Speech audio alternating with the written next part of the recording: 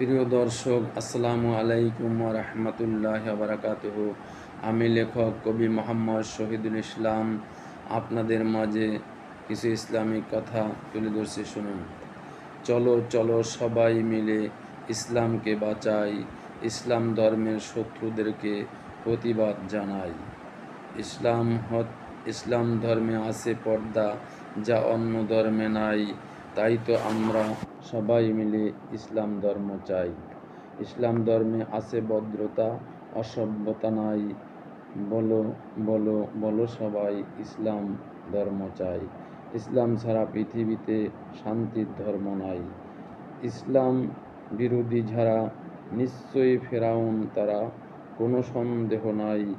বলো বলো বলো সবাই ইসলাম ধর্ম চাই।